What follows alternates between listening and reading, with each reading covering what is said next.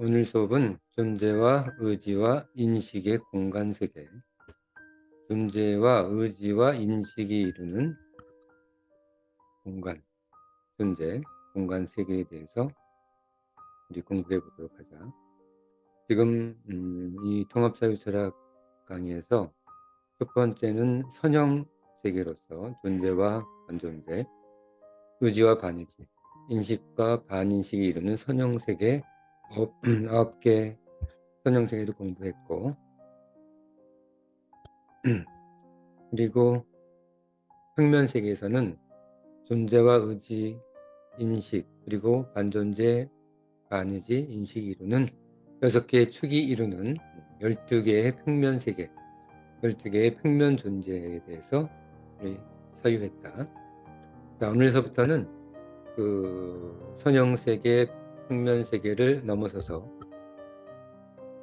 존재와 의지, 인식, 또는 반존재와 반의지, 반인식이 이루는 8개의 공간세계에 대해서 하나하나 공부해 보도록 하자. 일단 도형으로 한번 살펴보면 존재와 의지가 이루는 평면세계에 인식이 적용함에 의해서 이루는 이 공간, 이 첫 번째 공간, 이것이 제1사유 공간, 오늘 공부하는 부분이 되겠다. 그러니까 의지와 존재와 인식이 이루는 사유 표출 공간, 존재로 사유는 의지와 인식에 의해서 나타나는 상황이고 상태고, 그것이 존재에 의해서 표출되는 사유 표출 공간이 오늘 공부하는 제1 사유 공간이 되겠다. 자, 도형으로서 현재 위치는 잘 파악됐지? 자, 그러면 제1 사유 공간의 정의를 한번 보자. 정의. 제1 사유 공간의 정의.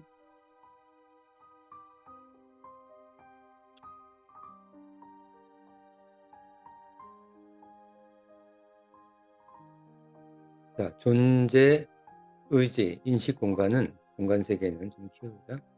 존재, 의지, 인식.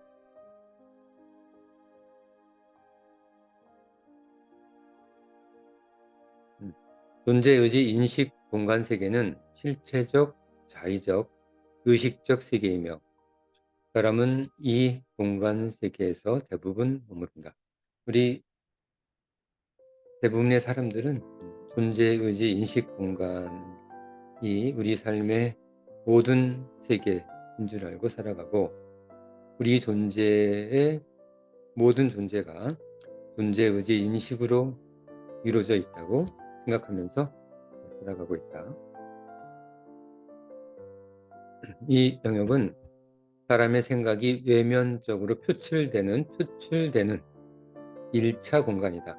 그래서 1차 사유 공간을, 1차 우리 사유세계를, 공간 사유세계를 사유 표출 공간이라고 정의한다. 자, 내용으로 들어가면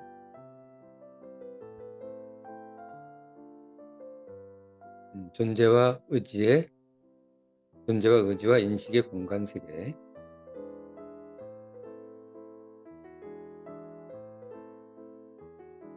공간 세계는 4개의 인식 공간 세계와 4개의 반인식 공간 세계로 구성된다. 자, 이게 어떤 얘기냐면, 자, 도형을 잠깐 보자. 도형을 보면 인식 세계를 포함하는 4개의 인식 사유 공간, 존재와 의지와 인식이 이루는 이 공간, 의지와 반존재와 인식이 이루는 두 번째 공간, 존재와 반의지와 인식이 이루는 세 번째 공간, 그리고 반존재와 반의지와 인식이 이루는 네 번째 공간, 이 4개의 공간이 인식 사유 공간이 되겠고, 반대로 반인식을 포함한 사유 공간, 존재와 의지와 반인식이 이루는 다섯 번째 사유 공간을 제5 사유 공간, 마찬가지로 6, 7, 8 사유 공간으로 나뉘게 된다. 그래서 인식 사유 공간 4개, 반인식 사유 공간 4개로 구성되겠지. 그래서 4개의 인식 공간과 4개의 반인식 공간 세계로 구성된다. 본서의 목표는 지금 우리가 지금 공부하고 있는 이 사유철학, 통합사유철학의 목표는 우리 인간 일반, 우리 사람들이 우리 삶에 대해서 자유롭게 통합 사유할 수 있도록 하는 것이다. 우리가 존재, 의지, 인식, 선형세계에 갇히지 않고 존재와 의지와 같은 평면 세계에 갇히지 않고 또 우리가 공부하고 있는 공부하려고 하는 존재, 의지, 인식, 사유 표출 공간에 갇히지 않고 우리 전체 29개 존재를 자유롭게 누리면서 29개의 세계를 자유롭게 이동하면서 전환하면서 삶의 진정한 의미를 알 수 있도록 하는 게 본 공부의 목표가 되겠다.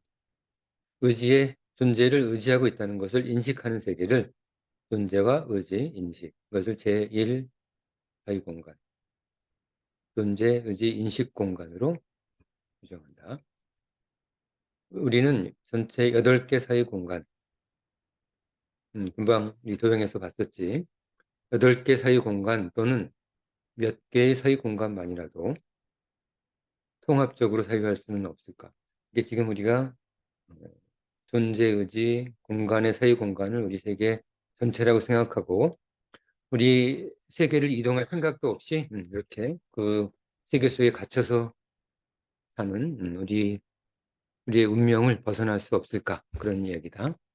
인간 일반은 사유의 본질로부터 동시에 2개 이상의 공간 세계를 사유하는 것으로부터 제한적이며 이동은 자유로울 수 있지만 동시에 2세계에 존재하기는 굉장히 제한적인 거야.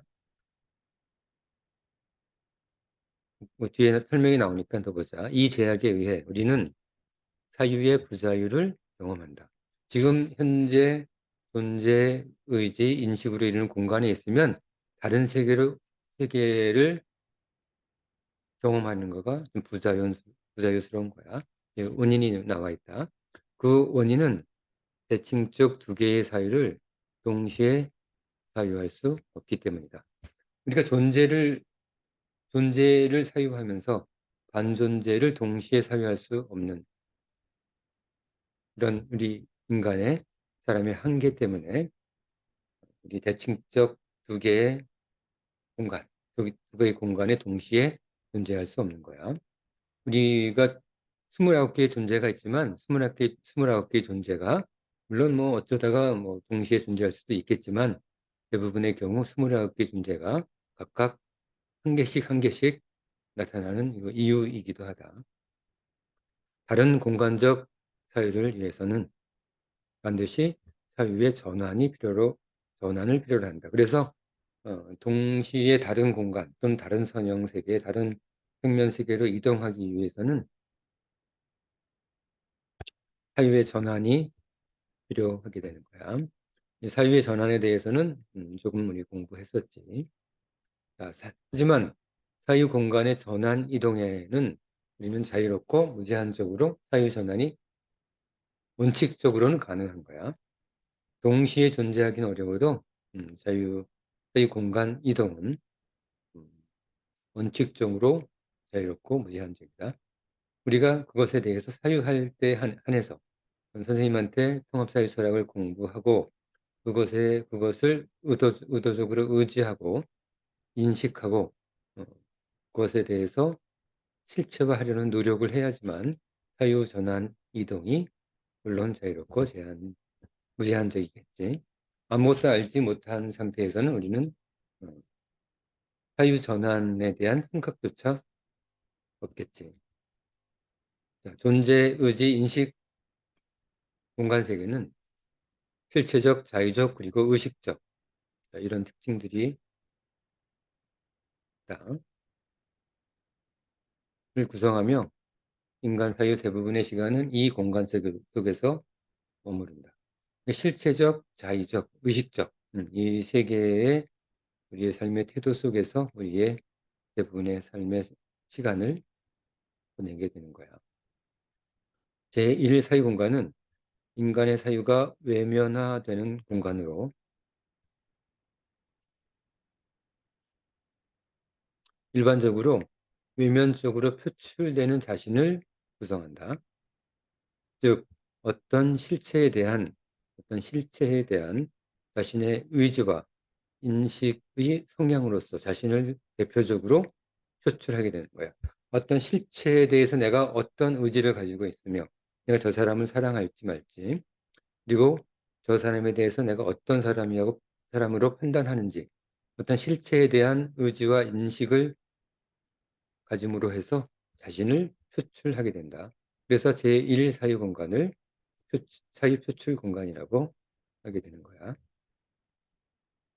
우리 사람들도 동물과 크게 다르지 않게 실체, 즉 존재에 대한 의지만으로 삶의 세계에 만족하는 경향도 분명히 있다. 그런 경향이 굉장히 크고, 존재와 의지만으로 인식에 대해서 별로 하고 싶지 않은 거지.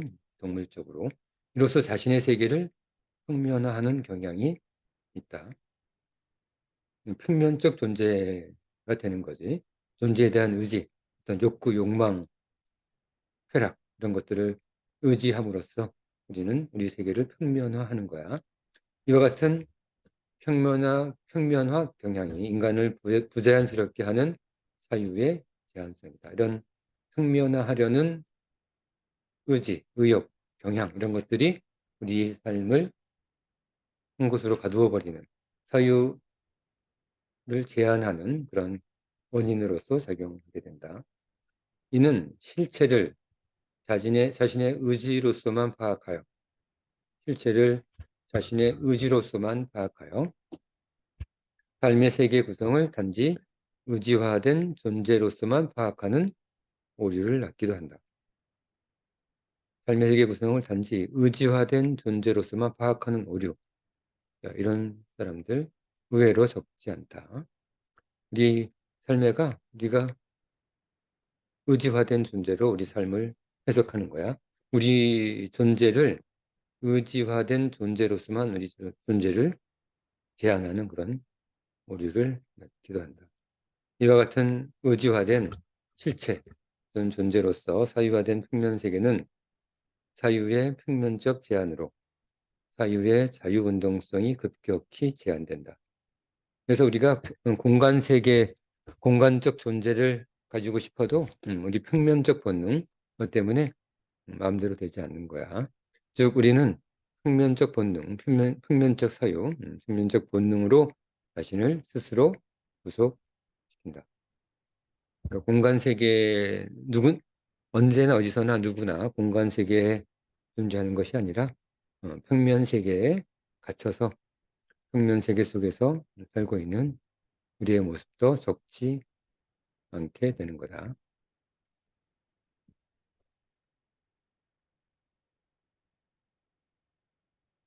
자, 그렇다면 우리는 이 평면적 본능으로부터 어떻게 자유로울 수 있을까? 어떻게 공간 세계로 이동하고 아니면 같은 평면이라도 다른 평면으로 이동할 수 있을까? 전환할 수 있을까? 제한적 사유 구속 상태로부터의 이탈은 전술한 바와 같이 인식을 통한 사유 전환으로 가능하다. 인식의 사유 전환 과정이라고 우리가 사유했었다. 인식화를 통해서 인간은 자신의 실체를 의지하고 있다는 것을 인식하고, 내가 이렇게 쾌락을 의지하고 있구나. 내가 어떤 존재를 욕구와 대상으로 가지고 있구나. 뭐 이런 생각을 인식하게 되는 거예요. 내가 그렇구나. 인식하게 돼서 그럼으로써 실체와 의지의 원리를 사유하고 자신의 평면적 사유를 드디어 공간화시켜 자신을 자유롭게 할 수 있다. 우린 공간화되지 않으면 평면 세계 속에서 갇혀서 쉽게 다른 세계로 이동할 수 없게 된다. 자, 사유의 공간화를 통해 우리는 끊임없는 반복적 사유 공간 확대를 경험하는데 공간화되면 무한 공간이 되기 때문에 끊임없는 반복적 사유 공간 확대를 경험하게 된다. 경험하는데 이것이 삶의 공간화로부터 자신이 속해 있던 평면 세계의 조망이 가능해지기 때문이다. 자, 공간화되면 인식으로 높은 위치에 올라가서 자기 자신을 보게 되면 자신의 삶에 대한 조망이 가능하게 됩니다. 그럼 점점 더 자신의 삶을 공간화시키게 되는 것이지. 이때 우리는 한 가지 의문이 떠오른다. 그러면 공간 세계의 조망은 불가능한 것인가? 우리가 평면 세계를 인식을 통해서 조망할 수 있다고 했는데, 그러면 이번에는 공간 세계의 조망은 불가능한 것인가? 뭐 이런 생각도 할 수 있겠지. 공간 세계의 조망은 불가능한 것인가? 만약 이것이 가능하다면, 공간을 조망할 수 있다면 우리는 자신에게 좀 더 자유를 부여할 수 있을 것이다. 자, 우리가 상업사회 철학을 완전히 이해하고 우리 세상을 공간으로 확실히 사유하게 된다면 공간 세계의 조망이 가능하게 되겠다. 그러나 평면에서 공간 조망이 불가능하듯 우리가 평면 세계에 있어서는 어, 평면 세계에 있는 상태에서는 공간을 조망할 수 없지. 그렇듯이 주체 사유 공간과 객체 사유 공간으로 이분된 삶 속에서 사유 주체로서는 공간 조망 가능성을 확보할 수 없을 것이다. 자, 주체 사유 공간, 나 자신의 사유 공간, 그리고 타자의 눈으로 보는 내 사유 공간. 그것이 구분되어 있다면 나는 내 사유 공간을 볼 수 없다. 그러니까 내 사유 공간을 조망하려면 우리는 객체 사유 공간, 자기 자신의 사유 공간을 자기 자신의 존재, 자기 자신의 세계를 제3의 위치에서 조망할 수 있는 객체 사유 공간을 가질 수 있어야 한다. 들판의 꽃이 아름답다는 것을 느끼는 것은 존재와 의지의 평면적 사고이며, 저 꽃이 아름답구나. 평면적 사고이며, 꽃이 아름답게 느껴지는 것을 딱 느끼는 것까지는 존재와 의지인데, 그것을 내가 아름답게 저 꽃을 아름답게 느끼는구나라고 하는 상태, 이게 공간화되는 것이 되는 거지. 자, 인식한다는 것은 꽃이 아름답게 느껴지는 근원이 무엇이고 또는 어떤 원리에 의해 아름답게 느껴지는지에 대한 사유를 포함한다. 단순히 저- 내가 꽃이 아름답다는 것을 느끼고 있구나라는 것을 인식하는 것에 그치지 않고 거기에 대해서 좀 더 한 단계 더 나아가서 내가 왜 저 꽃을 아름답게 느끼는지 또 어떤 원리에 의해서 저 꽃이 아름답게 느껴지는지 사유의 인식의 깊이가 깊어지는 상태. 1차 인식 단계에서 2차 인식의 단계까지 이제 포함하는 것이 이제 인식의 작용이 되겠다. 존재는 의지에 의해 변화함으로써 평면적 사유가 되겠지. 아무렇지도 않던 존재가 내가 사랑하는 존재가 되면 사랑의 대상이 되는 거지. 그래서 존재가 나의 사랑에 의해서 사랑하는 연인으로 바뀌는 것처럼 변화함으로써 평면적 사유가 되겠지. 존재의 불확실성을 부여하지만 사랑하는 연인은 불확실한 거야. 과연 연인이 무엇인가에 대한 우리는 확실한 정의를 할 수 없다. 인식화 과정을 거치면서 존재의 모습을 왜곡 없이 우리에게 던져주게 된다. 자, 저 앞에 있는 저 사람이 왜 나의 연인으로서 느껴지는지 그것을 생각하는 과정. 그게 바로 인식화 과정이 되겠지. 이와 같은 불확실성이 바로 의지의 작용에 기인하는 것임을 고찰할 수 있는 것도 인식 공간화를 통해 가능하다. 의지는 계속 바뀐다. 내가 사랑했다. 그 사람이 좋아서 사랑했다. 무언가 존재의 다른 모습을 보고 매력적이지 않은 모습을 보고 매력적이지 않은 태도를 보고 나는 갑자기 내 사랑하려고 하는 의지를 바뀔 수가 있잖아. 그렇기 때문에 존재는 그 존재와 의지로 구성되는 평면 세계는 불확실한 거야. 내 의지에 의해서 바뀌기 때문에. 또한 존재 또한 계속 바뀌어 가지. 지금 젊은 시절 아주 어 아름다운 모습을 가질 때하고 한 50년, 60년 지나서 노인의 모습, 할아버지, 할머니의 모습의 존재를 통해서 우리가 느끼는 그런 상태는 완전히 다르겠지. 그래서 존재와 의지의 세계는 불확실성의 세계입니다. 그래서 공간화를 통해서 그것들이 이제 확실한 세계로 바뀔 수 있는 거야. 또한 불확실성 속에서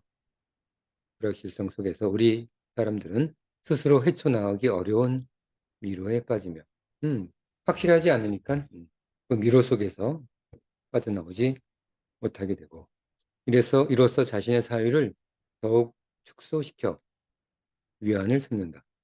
미로 속에 빠져서 더 이상 빠져나오려고 하는 의지가 점점점 파괴되고 그럼으로써 반의지의 세계, 의지의 분열 세계 속으로 빠져들어가게 되는 거야. 자, 이와 같은 불확실성은 존재와 의지의 평면 세계뿐만 아니라 인식을 포함하지 않는 모든 평면 및 공간 사유 세계에서 우리는 경험할 수 있게 된다. 자, 알겠지? 자, 다음으로 넘어가서 우리 인간은 존재와 의지, 인식 공간 세계 이게 모든 것을 포함한다고 제1 사유 공간이지 이것이 자신의 모든 삶의 사유 공간이라고 오인하기 쉽다. 제1 사유 공간은 자신의 의지가 포함된 세계이므로 우리는 자신의 사유를 제한시키려는 의지를 통해 막 더 이상 하지 않는 거야. 더 이상 인식하려고 하지 않고 그런 작용을 통해서 존재, 의지, 인식을 제외한 자신의 세계를 배제하려 한다. 어, 지금 통합사유 철학을 배우더라도 통합사유 철학 전체 세계 속에서 29개의 세계를 자유롭게 배배하려는, 자유롭게 이동하려는, 전환하려는 노력을 배제하는 거야. 제1 사유 공간 속에서 벗어나지 않으려고 하는 거지. 그게 더욱 심하게 되면 평면 세계에 갇혀 있는 것이 되고 조금 더 지나면 조금 더 심하게 되면 선형 세계, 존재의 세계, 반존재의 세계 또는 반인식의 세계 또는 반인식의 세계, 의지의 세계 또는 반의지의 세계 속에 선형 세계 속에 갇혀 버리는 거야. 즉 특별한 학습과 연습 그리고 인식의 확장을 지속하지 않으면 공부하지 않으면 노력하지 않으면 삶의 전체 사유 공간을 제1 사유 공간화하려는 경향이 있다. 사유의 축소는 자신의 생각 및 행동 근원을 사유할 수 없도록 한다. 그런데 한 공간에 갇혀 있으면 다른 공간에서 일어났던 여러 가지 현상, 행동, 생각, 태도들을 설명할 수 없게 되는 거야. 제1 사유 공간은 인간의 기본적 사유 공간을 구성하긴 하지만 반존재, 반의지, 반인식을 포함하는 총체적 사유 공간 전체에 대한 통합 사유가 없다면 29개 공간이 되겠지. 통합 사유가 없다면 29개 공간, 29개 세계, 29개의 존재지 자신의 29개의 존재에 대한 통합 사유가 없다면 시간이 지남에 따라 우리 인간의 사유는 축소될 수밖에 없다. 자, 그다음 제1 사유 공간은 의지와 인식의 평면의 존재와 의지와 인식의 평면, 의지와 인식 평면의 존재화시키는 거야, 평면을. 그 다음에 의지와 존재 평면의 인식화. 그 다음에 인식과 존재 평면의 의지화. 자, 평면의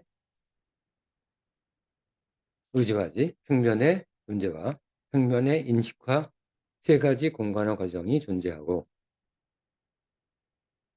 그 다음에 존재와 의지, 의지와 인식, 존재와 인식 평면 속 상호 평면화 과정, 존재와 의지의 평면에서 의지와 인식의 평면으로, 의지와 인식의 평면에서 존재와 인식의 평면으로 평면이 바뀌는 그런 과정. 그렇겠지? 공간 속에서도 평면을 포함하니까 공간은.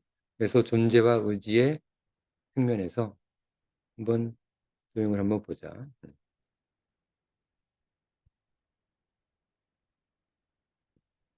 존재와 의지의 평면에서 존재와 인식의 평면으로 평면화 과정이 일어나고, 존재와 의지의 평면에서 의지와 인식으로 평면화되기도 하고, 의지와 인식의 평면에서 의지와 존재의 평면화되기도 하고, 이렇게 다양한 평면화 현상이 일어나게 된다.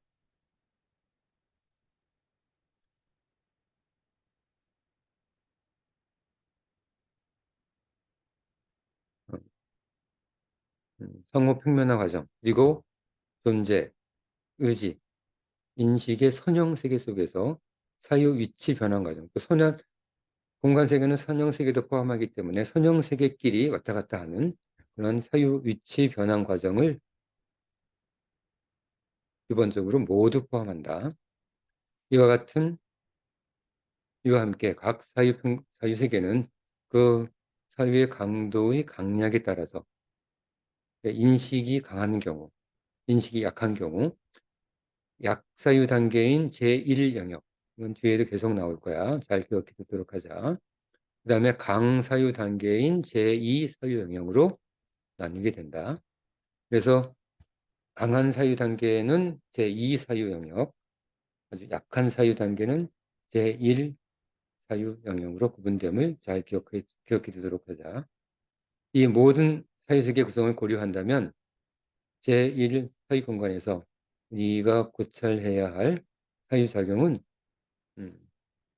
엄청 끝없이 많아지겠지. 그러니까 제1 사유 공간만으로도 우리가 이게 다인 것처럼 느낄 수 있을 만큼 굉장하고 다양하고 복잡한 우리 삶의 세계, 내 존재의 변환이 일어나는 거야. 그래서 우리가 살고 있는 제1 사유 공간이 우리 삶의 전부인 것처럼 느끼기도 하는 거가 되는 거다. 자, 그러면 다음으로 넘어가서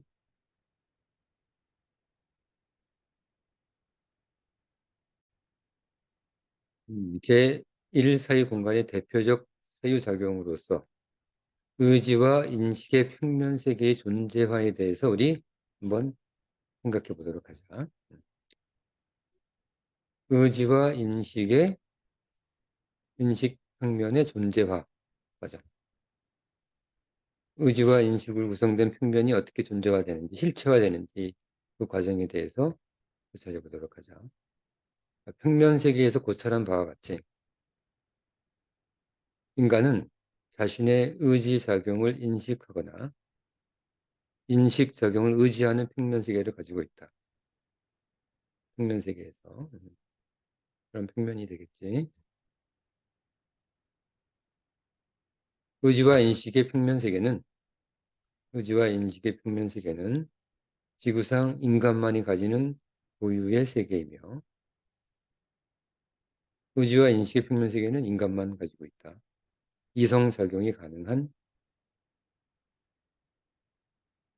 창조물이 되겠지. 물론 아주 약한 의지와 인식의 평면 세계는 물론 가지고 있겠지. 아무리 동물이라고 하더라도. 그런 인간이 가지는 고유의 사유 세계이며, 이는 인간 일반 발전의 기본 사유 평면이다.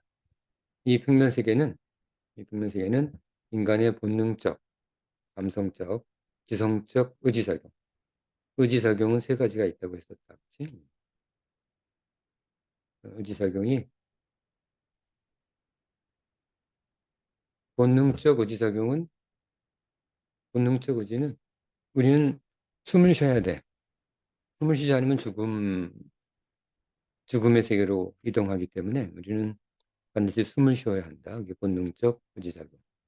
감성적 의지작용은 우리는 무언가 볼 때 사랑한다거나 누군가의 어떤 친한 감정, 우정을 느낀다거나 하는 상태가 감성적 의지작용이 되는 거고, 지성적 의지작용은 뭔가 계속 알려고 하는 거야. 내가 뭔가 하나에 대해서 원리를 알게 되면 그것에 대해서 또 다른 깊은 원리를 알려고 하는 지성적 의지작용. 의지는 세 가지로 구성된다. 그런 복잡한 의지작용이, 다양한 의지작용이 사실인식과 원리인식으로 교차되면서, 이 사실인식은 이게 자구나, 하얗구나, 이게 사실인식이고, 원리인식은 이 자는 무엇으로 만들어졌지? 이 자는 어떻게 역할을 하는 거지? 이 자의 원리를 알게 되는 거야. 알려고 하는 거야. 계기일식은 왜 일어나지? 어떤 사실, 어떤 계기일식, 태양이 가려지는 현상을 보고 그 원리를 알려고 하는 인식이 원리인식이 되겠다. 자, 원리인식이 교차되면서 이루는 사유의 세계로서 전술한 바와 같이 순환적 반복과 시간의 역류를 경험하게 된다. 존재가 사실인 인식과 의지만의 세상은 순환적 반복, 계속적으로 반복되고 그 작용이 알게 되면 더 알려고 하고 의지하게 되면 더 의지하게 되는 순환적 반복이 일어나고 시간의 역류는 그렇게 계속적 의지와 인식이 반복되는 것이 한계가 있는 거야. 존재라는 존재의 벽에 딱 가로막혀서 다시 현재의 상태, 현재의 현실로 돌아오는 상태가 시간의 역류를 겪는다고 얘기하게 된다. 순환적 반복은 의지와 인식의 평면 세계의 존재화를 통해서 해석 가능하다. 순환적 반복은 존재화를 통해서 가능하다고 했었고, 즉 존재는 모든 사유를 현재화시키는 기본 작용을 가지며 그렇겠지. 그래서 인간 사유의 무한순환 반복을 억압제어한다. 계속 사유만 하는 것, 의지하고 인식하는 작용을 거기에서 제한하는 거야. 의지와 인식 평면 세계의 존재화는 인간의 사유를 실제적이며 실존적으로 만들며 그렇겠지? 존재화하니까 이를 통해서 자신의 사유 영역의 구체화가 가능하다. 내가 이런 세계에 살고 있구나 하고서 구체적으로 느끼게 되는 거다. 전술한 바와 같이 실존적 사유는 인간의 사유를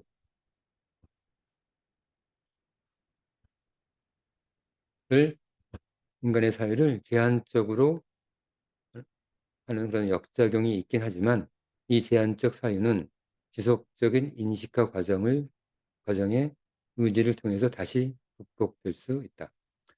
존재 또는 실체를 통해서 사유가 제한되지만 이건 다시 인식화 과정 또는 의지화 과정을 통해서 다시 극복될 수 있으니까 그것에 대해서 문제의식을 가질 필요는 없게 된다. 자, 그 다음에 보자. 존재의식 인식의 선형세계만으로 구성된 독립적 사유지. 존재의 세계에 딱 갇혀있는 독립사유는 오히려 특별한 집중력을 발휘하지 않으면 쉽게 성립되지 않는데 이는 다른 선형세계가 작용자로서 지속적으로 영향을 미치기 때문이다. 선생님이 29개 존재가 있다고 얘기했는데 존재의 선형세계 속에서 갇혀있기란 쉽지 않은 거예요. 왜냐하면 우리 인간은 의지작용 또는 인식작용이 항상 있기 때문에 존재의 세계 속에 빠져들어서 존재의 선형 세계에서 갇혀있기도 쉽지 않는 거다. 그래서 의지와 인식이 배제된 존재만으로 독립 구성된 사유는 존재 세계의 핵심으로 들어갈 수 있는 방법일지도 모르겠다. 만약에 우리가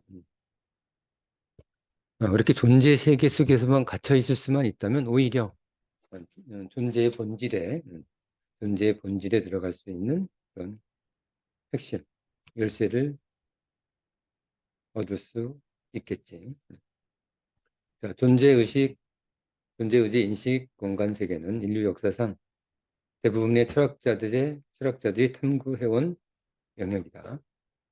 존재의식 인식의 공간 세계. 이제 철학의 통합에 대해서 이제 공부한다. 지금 우리의 사유 세계, 29개의 존재에 대해서 우리가 통합적으로 사유함과 동시에 이 사유 철학을 통해서 이제 모든 철학도 통합을 하는 거야.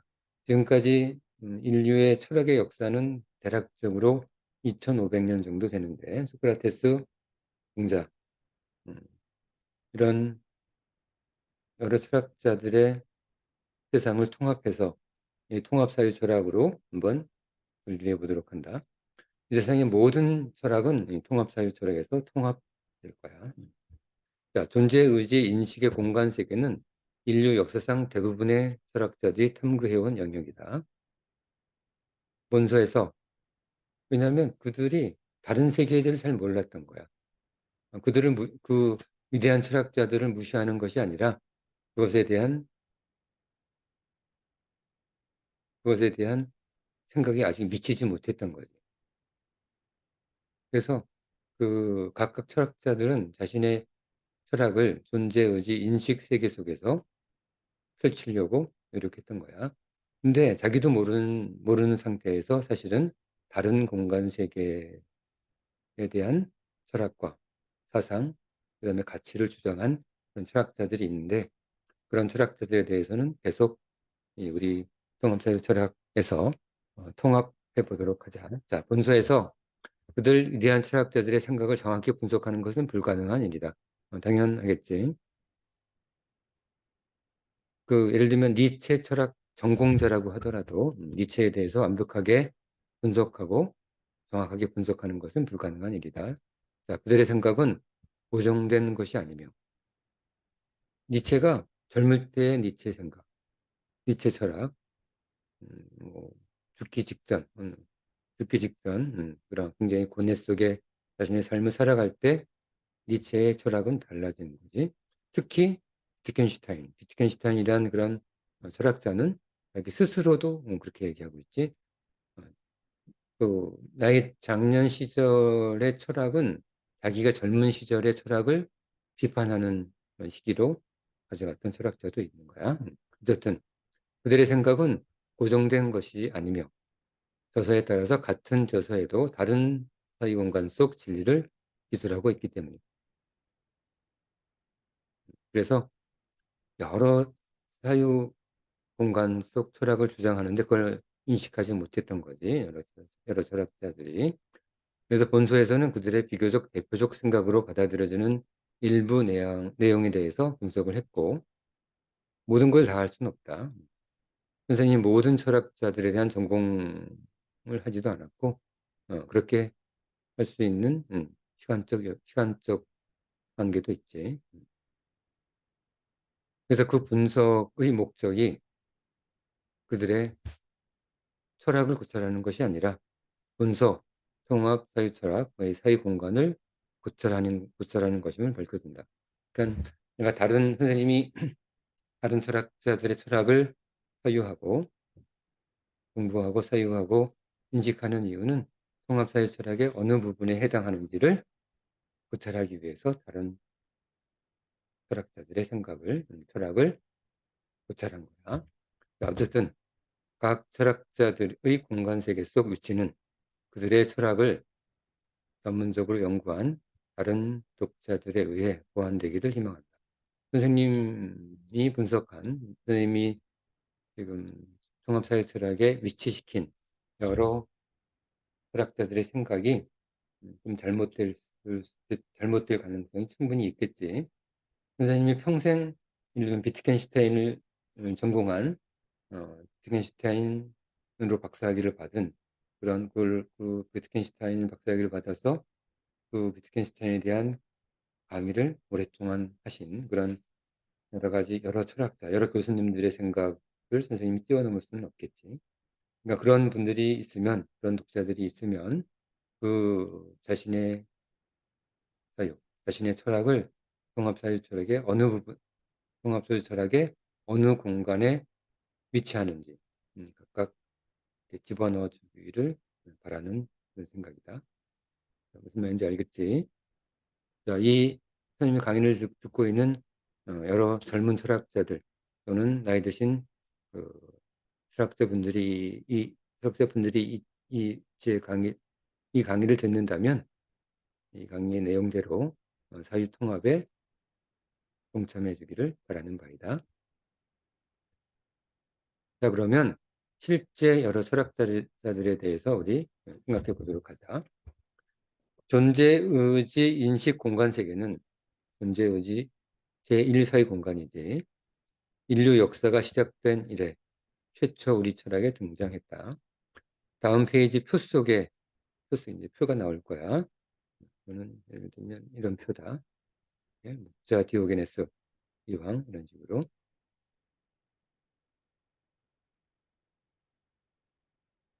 다음 페이지 표 속에 존재의지 인식을 각 제1사유 영역, 제2사유 영역으로 나누어 제1사유 영역, 제2사유 영역이 강한 사유 상태, 약한 사유 상태를 나타난다고 했지. 강한 사유 상태는 제2 영역, 약한 사유 상태는 제1 영역이라고 했었다. 그래서 제1 영역으로 나누어서 제1 사유 공간을 8개로 분류 기술할 수 있게 되는 거야. 자, 이걸 도형으로 다시 한번 나타내면 여기서 지금 존재와 의지와 인식의 제1 사유 공간을 약한 사유 공간, 1 사유 영역, 제2 사유 영역으로 나눠서 그리고 인식도 제1 사유 인식, 제2 사유 인식이 되겠지. 그 다음에 의지도 제1 사유 의지, 제2 사유 의지가 되겠다. 그래서 1과 1 사유 공간은 그 존재 의지 인식의 111 사유 공간은 묵자 디오게네스 이황 이 아르노 화이트헤드 러셀 부분이 되겠다. 물론 다른 철학자들도 많은데 우선 이렇게 8개의 철학자부터 우리 한번 정리해 보는 거야. 그래서 묵자서부터 러셀까지의 철학은 존재 의지 인식으로 구성된 사유 표출 공간, 제1 사유 공간의 약 111 사유 공간. 이 공간은 111 사유 공간이 되겠지. 이게 1이니까 약한 사유 공간, 사유 영역. 자, 이해됐지? 그래서 묵자 지옥에서부터 이 8개 철학자들은 111 사유 표출 공간에 위치하게 되는 거야.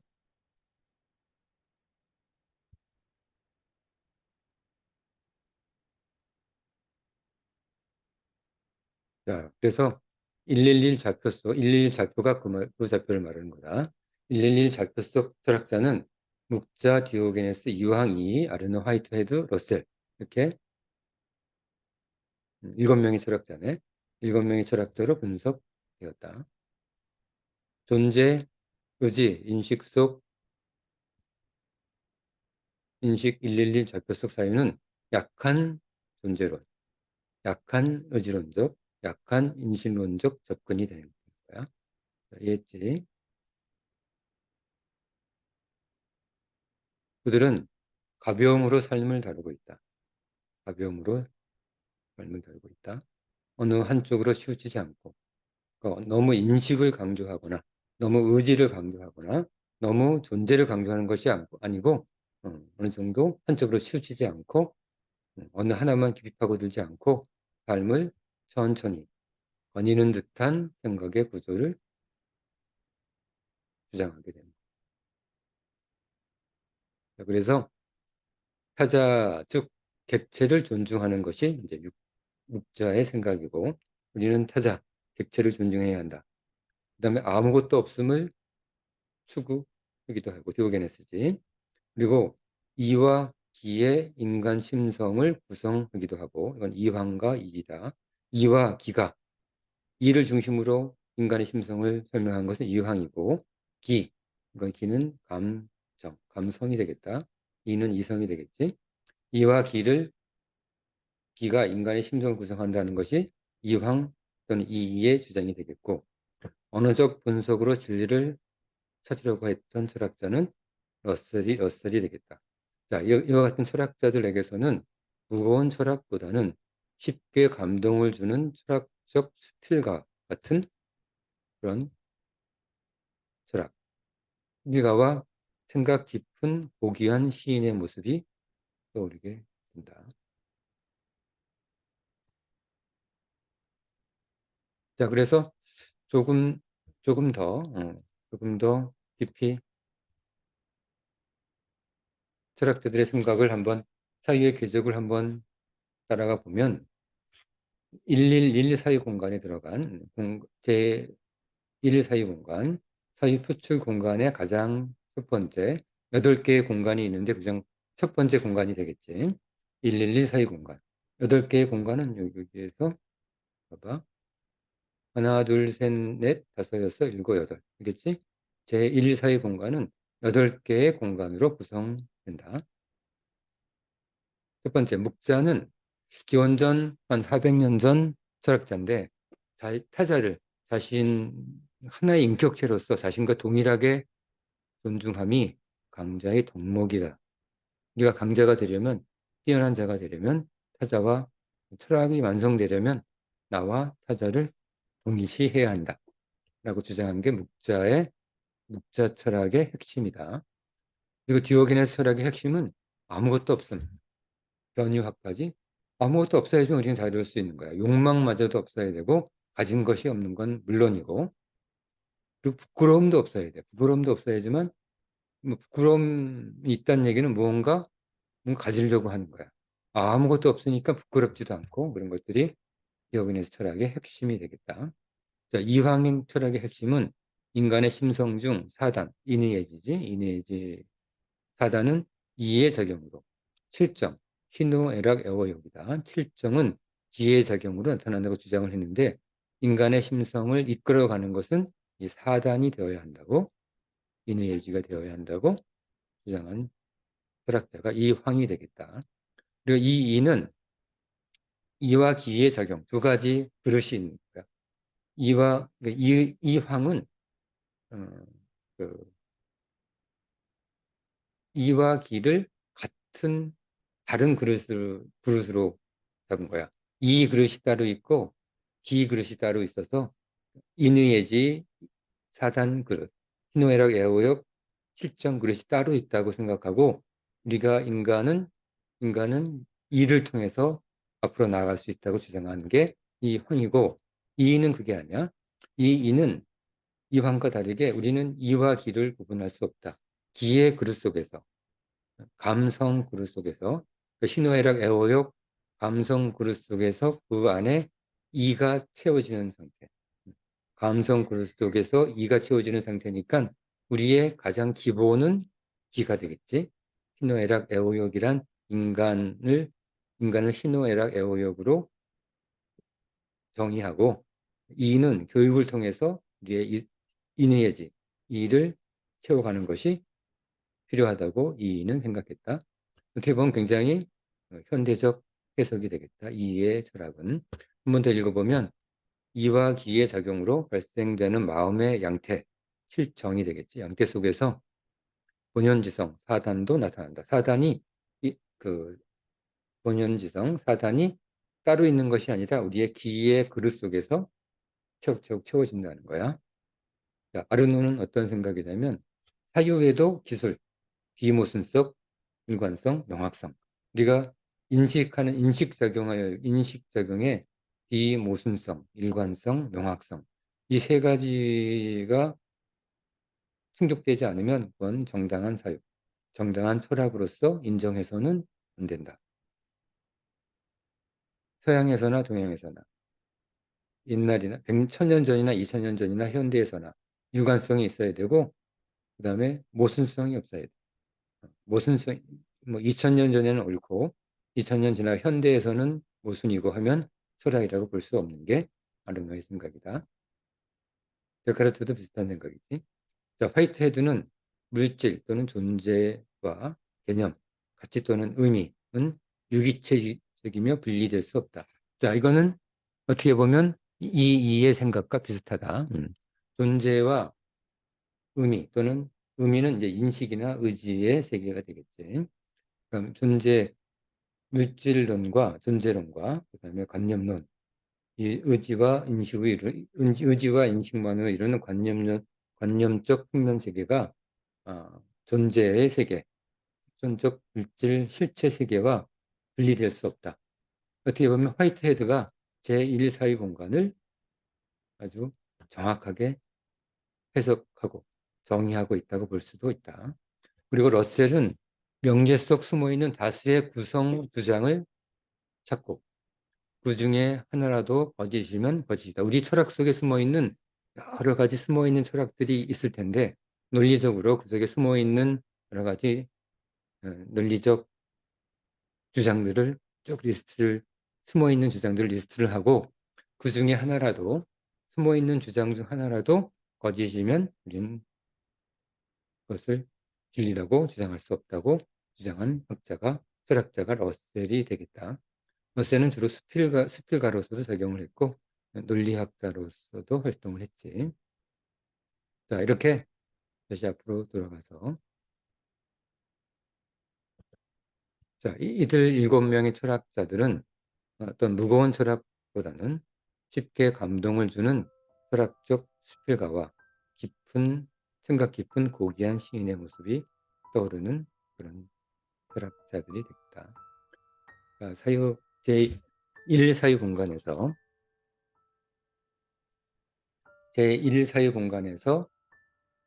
활동한 여러 철학자들을 모아놓은 거야. 자, 그러면 제1 사유 공간에서 두 번째 공간이 있겠지? 111 좌표. 112 좌표는 어디겠어? 112 좌표. 인식이 강한 거잖아. 첫 번째가 존재고 두 번째가 의지를 말한다. 존재와 의지는 약하고 그 다음에 인식은 강한 사유. 이 논조를 다음 시간에는 더 자세히 공부해 보도록 하자. 이 공간으로 나타내면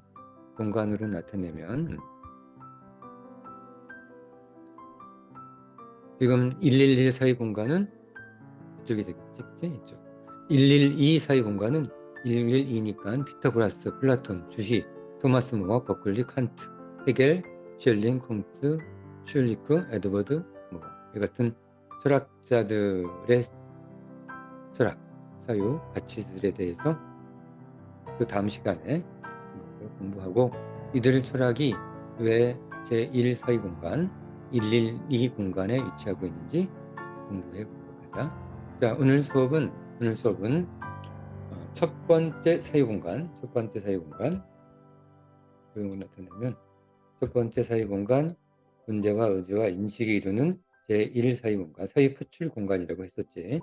사유 표출 공간에 대해서 공부했고 이 첫 번째 사유 공간의 여러 가지 특성 그리고 우리 29가지 존재뿐만 아니라 우리가 지금까지 2500년 동안 철학자들이 주장해왔던 여러 철학과 가치를 통합하는 과정도 간단하게 살펴보았다. 자, 앞으로 여러 가지 철학에 대해서 통합을 할 거고 그 다음에 우리 존재에 대해서도 29개의 존재에 대해서 통합해서 진정한 우리 세계, 진정한 우리 존재, 우리 진정한 철학에 대해서 계속 탐구해 보도록 하자. 자, 오늘 수업은 여기까지.